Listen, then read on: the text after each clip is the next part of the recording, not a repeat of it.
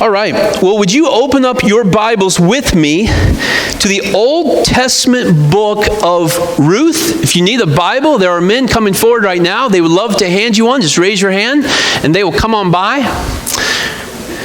We're going to be in the Old Testament book of Ruth. Ruth is the 8th book in the Old Testament, and the 8th book in the Bible. It begins Genesis, Exodus, Leviticus, Numbers, Deuteronomy. Then we come to Joshua, Judges, and then we come to Ruth. We're going to get there in just a moment. If I asked you this question, how do you see God at work in your life? Is there an answer that immediately comes to your mind? If I ask you the question, how do you see God at work in your life? Is there an immediate thought that comes to mind? You know, sometimes the seasons that we are in impacts how we answer that question. I think for many Christians, if we're in a season of encouragement, a season of happiness, a season of comfort, a season of blessing, it may be easier to answer the reality, or easier to see how we see God at work in our lives. Maybe we've recently seen God bring healing to a loved one, or maybe we recently saw God meet a financial need in our life. It might be easier in those moments to say, yes, I clearly see Him at work in my life. But when we're in those seasons where life doesn't turn out like we hope it would turn out, when we're in those seasons in which the physical healing doesn't come, and the broken relationship isn't restored, and when the financial hardship remains a hardship, it is in those times that it may become more difficult to acknowledge the working hand of God. In fact, it may be in those times that we might begin to assume that maybe God has stopped working in our lives. Maybe it's in those times that we might even begin to think that God has forgotten us. I don't know about you, but it's in those times that sometimes I can be reading the Bible and I can see God working and rescuing and delivering and providing in such amazing ways, in such extraordinary ways, and I can find myself saying, but God, what about me? I mean, what about this thing that I'm going through? Where's my deliverance? Where's my rescue? I think sometimes as Christians, I think when we don't see those wow moments in our life, when we don't see those wow moments of provision and rescue, we can begin to doubt that God is at work. Today, we're going to begin a new study in the Old Testament book of Ruth, where we're going to see God at work in the ordinary. We're going to see God at work in the everyday moments of life. In fact, we're going to see God at work in the unresolved trials of life. In fact, we're going to see God at work when people are even unfaithful. And the work that He is doing is a work of redemption and salvation. And God delights in using His people, often in the ordinary circumstances, to accomplish His extraordinary purposes. You know what makes Ruth such an intriguing book? It doesn't feature many of the things that we often look to in a biblical book. I mean, Ruth doesn't feature any of the patriarchs of Israel. This doesn't contain the story of Abraham or Isaac or Jacob. It doesn't even contain the story of Joseph or Moses or Joshua. It doesn't contain a judge or a prophet or a king. It doesn't contain any battle scenes or God delivering Israel in some incredible way. It doesn't contain any miracle of biblical proportions. In fact, what's amazing about this story is it features 2 widowed women with no social status, no wealth, no power. who have no reason to have been remembered in history except for one thing: that God is an extraordinary God, working in the lives and the circumstances of ordinary people to accomplish His extraordinary plan. And that same God is at work right now in your life and in my life. And that same God is at work today accomplishing His purposes for His glory, regardless of our circumstances. And the book of Ruth is a book that reminds us of that God is still at work. And that God is faithful to accomplish His work. And so would you join me in turning to Ruth chapter 1, beginning in verse 1 as we enter into this study. You know, now despite the ordinary circumstances of this book, Ruth actually has a significant reputation in the literary world. Ruth has actually been called one of the greatest short stories ever written. And great stories often begin with great opening lines. And Ruth is no different. Read with me. Ruth chapter 1, verse 1. In the days when the judges ruled, there was a famine in the land. And a man of Bethlehem in Judah went to sojourn in the country of Moab, he and his wife and his 2 sons. Now on the surface, it may not seem like verse 1 sits up there with the great lines like it was the best of times, it was the worst of times. They call me Ishmael. But this is a great opening line. In fact, it's a very significant line. It's so significant into us understanding this book that we're going to spend all of this morning on Ruth chapter 1, verse 1. Well, when the writer begins, in the days when the judges ruled, there was a famine in the land. The writer's not just establishing where this book fits within the historical timeline of Israel, but the writer is telling us something significant about the spiritual condition of Israel. As we just mentioned, the book of Ruth immediately follows the book of Judges. And really, these are 2 books that should be read together, because when we read Judges, it gives us the context, the background to what the author wants us to know and feel when we read these opening words, in the days when Judges ruled. You see, Judges is a very difficult book to read. In fact, it's a very disturbing book to read. It describes what happens when people choose to do whatever they want to do. The heart of Judges could be summed up by Judges chapter 17, verse 6, which says, "In those days there was no king in Israel. Everyone did what was right in his own eyes." Now, Israel had turned away from following the Lord. They were living according to their own desires, their own wants, their own pleasure.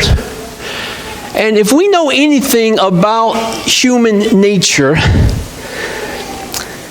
that when people just tend to do whatever they want to do, that's going to cause some problems in society.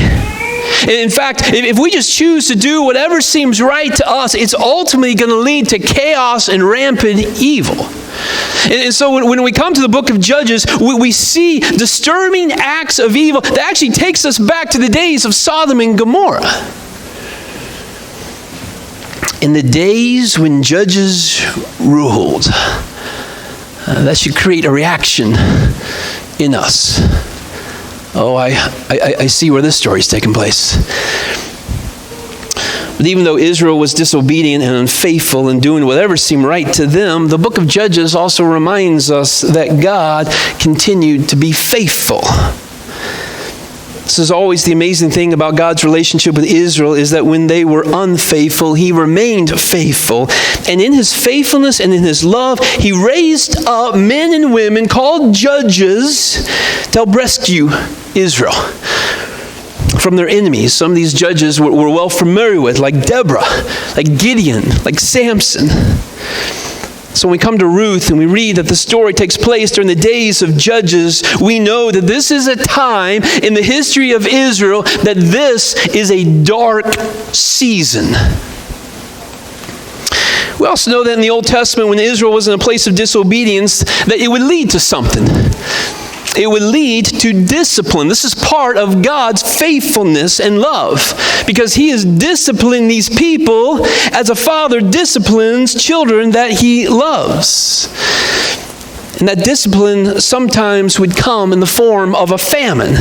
And so when we see a famine in the life of Israel in the Old Testament, it's just more than an unfortunate season of a lack of rain. It is recognizing that Israel is in a season of turning away from God. And so when we come to verse 1, we're told that Israel is in a time of disobedience. This is the season that Judges ruled. And we come to verse 1, we're told that God is bringing discipline upon Israel. There is a famine in the land. That's an important backdrop for us to know, in order for us to understand the significance of what happens next in verse 1. In the days when the Judges ruled, there was a famine in the land. And a man of Bethlehem in Judah went to sojourn in the country of Moab. That should cause us to pause and say, what's going on here? You know, when we're introduced to this man, we're not given his name yet. Verse 1 doesn't give us his name yet, nor the names of his family, because what is important in verse 1 isn't his name. What is important right now in verse 1 is the origin of this man and the action of this man. We're told of the city and the region he comes from. And at first glance, that may not seem that significant, but in fact, it's very significant in light of what he chooses to do. Verse 1 describes him as a man of Bethlehem in Judah. He's a Hebrew. He's an Israelite. He's one of God's chosen people. He's living in the very land that God promised to Israel and God has now given to Israel. This is a very land that in Deuteronomy is described as a land of brooks of water, of fountains, of springs flowing out in the valleys and hills. A land of wheat and barley, of vines and fig trees and pomegranates. A land of olive trees and honey. A land in which you will eat bread without scarcity, in which you lack nothing. That's not a land that you leave. That's not a land you move away from. That's a land you remain in. In fact, Bethlehem, the city this man comes from, actually means house of bread. Why do you leave a place known as a house of bread?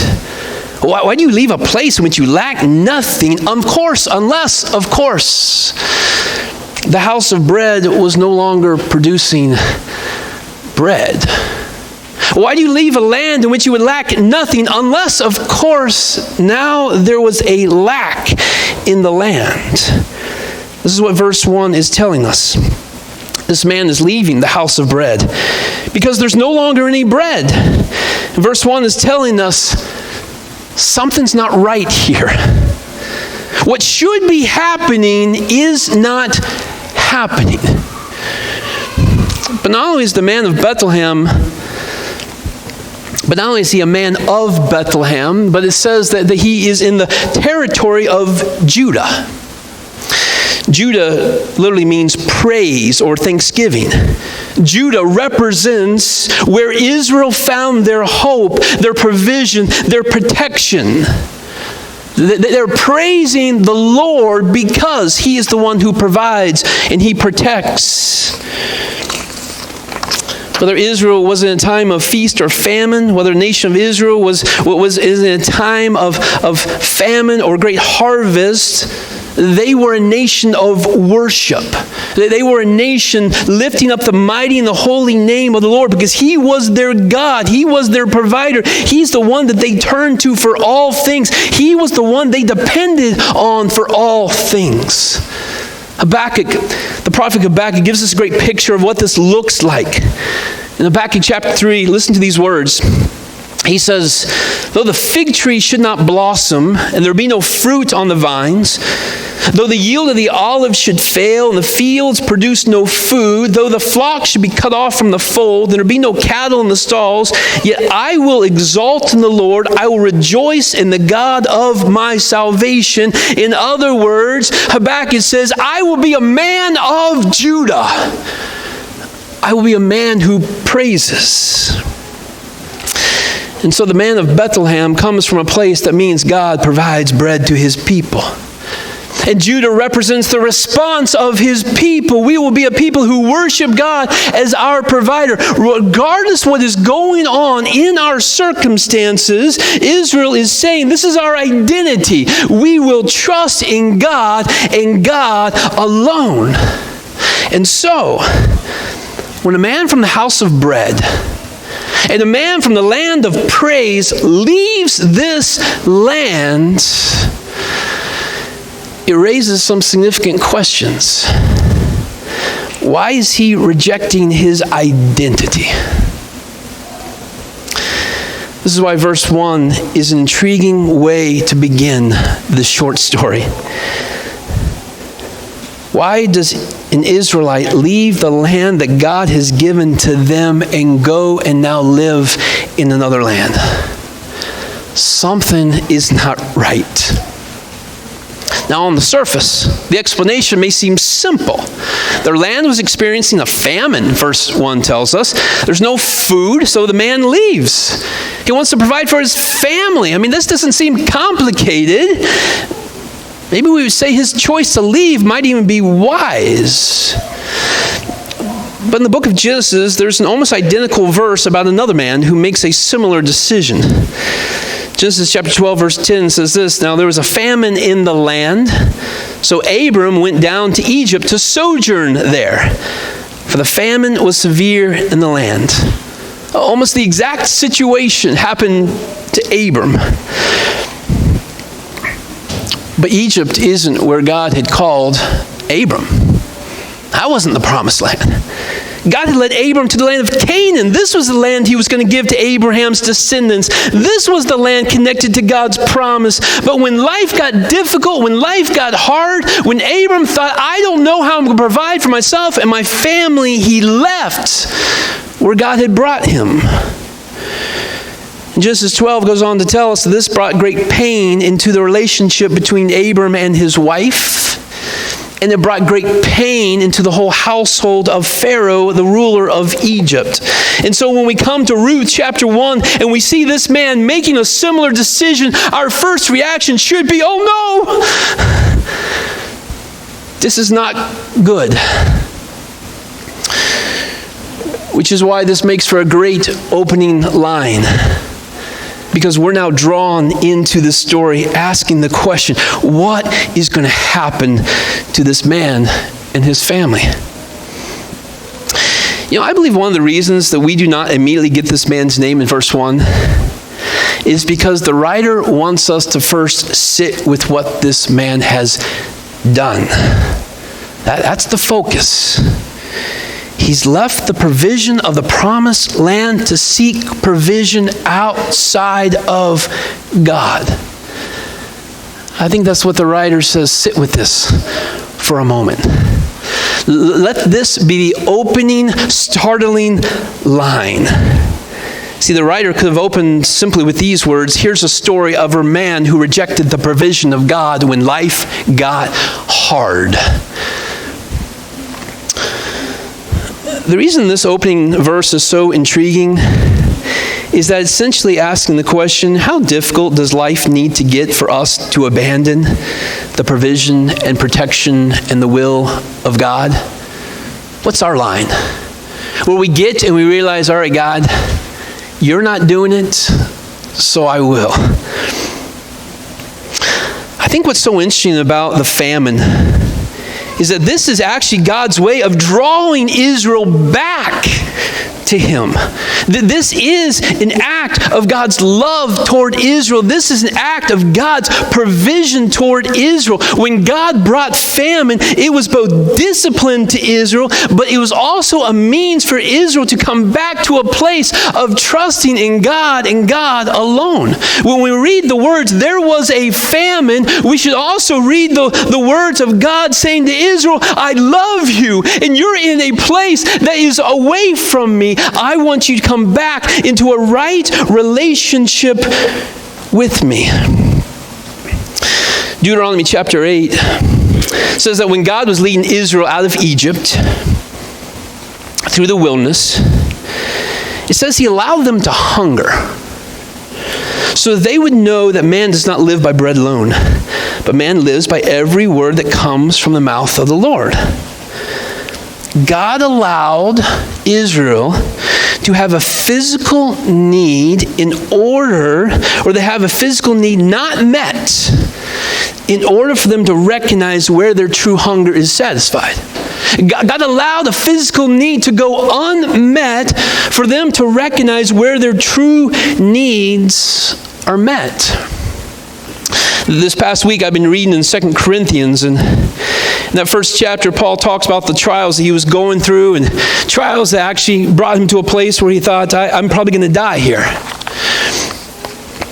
And in 2 Corinthians chapter 1, verse 8, Paul writes these words, we were so utterly burdened beyond our strength that we despaired of life itself. Indeed, we felt that we had received the sentence of death. But then Paul says this, but that was to make us rely not on ourselves, but on God who raises the dead.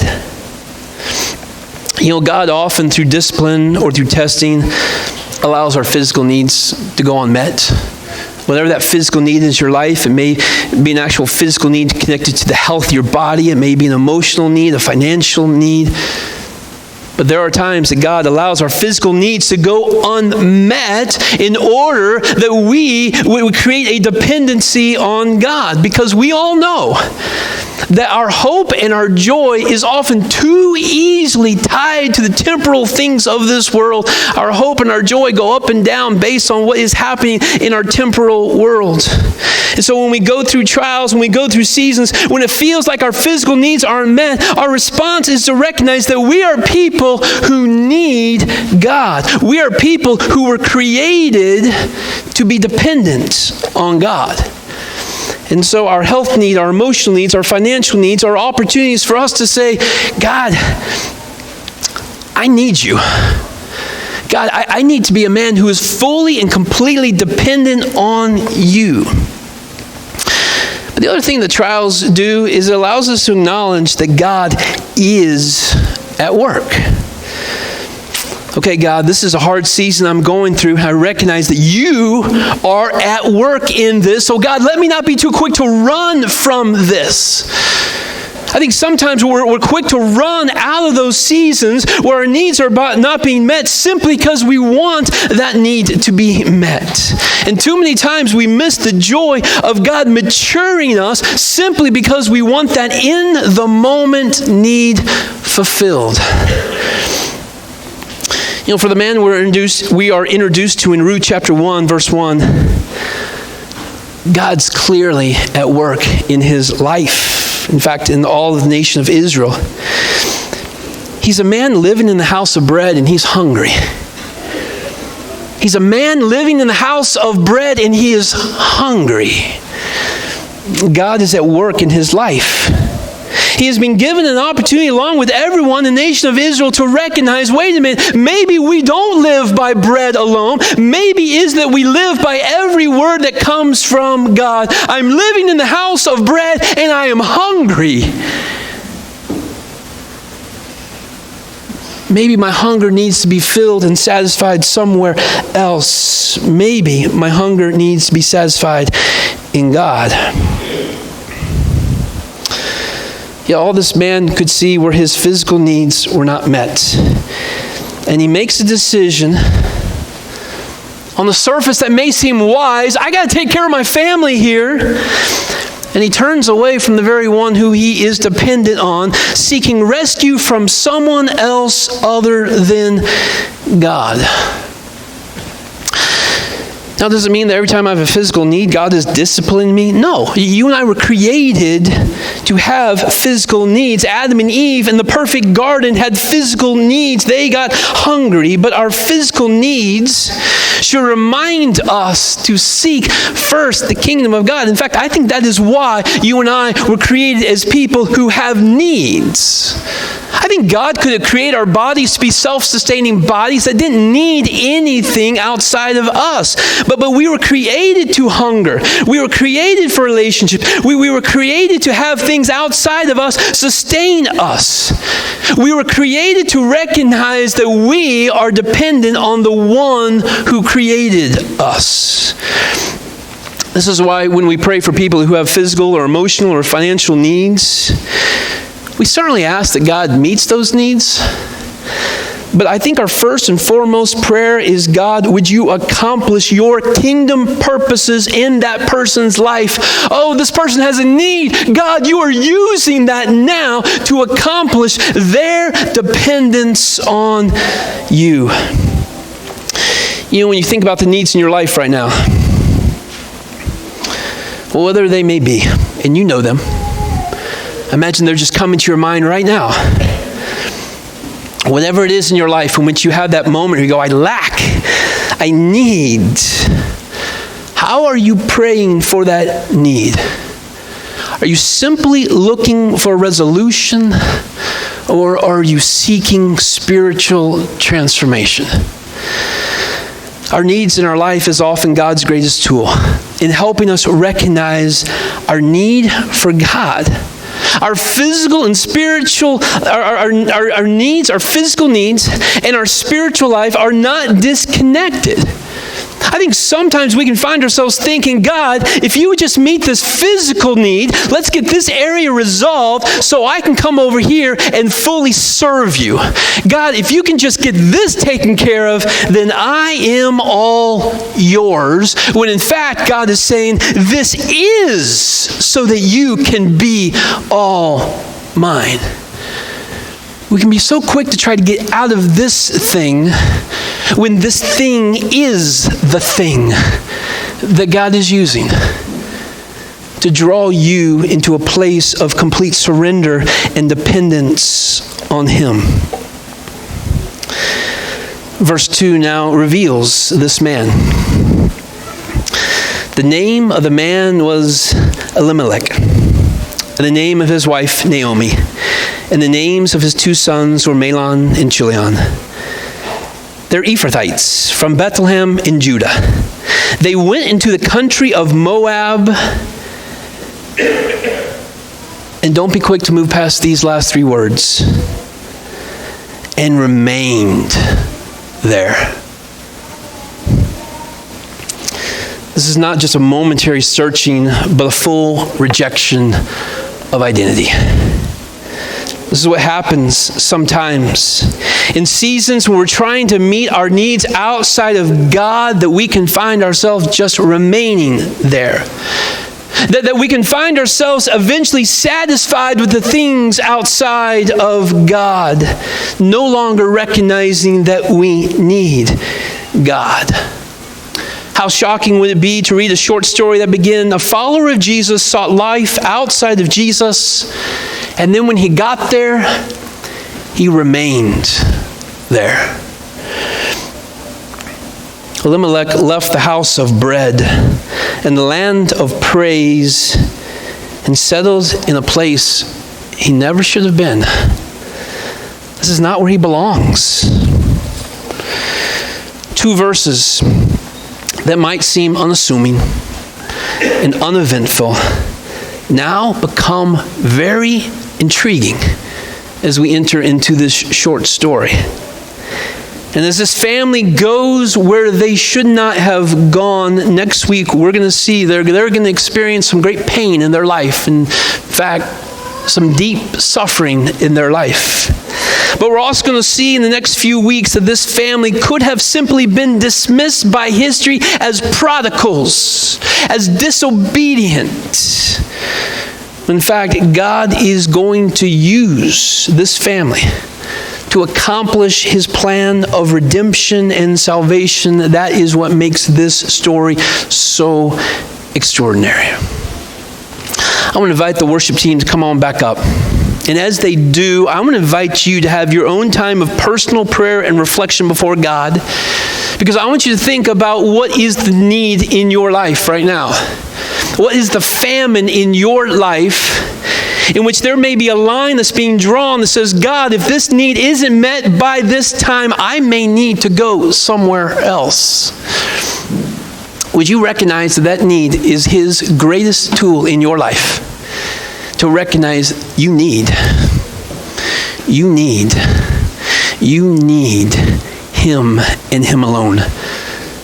So would you consider your need right now and say, God, thank you for that need, and help me to see dependence on you in this need. We'll take just a moment. You can pray silently where you are, and then our worship team will conclude us in a time of worship.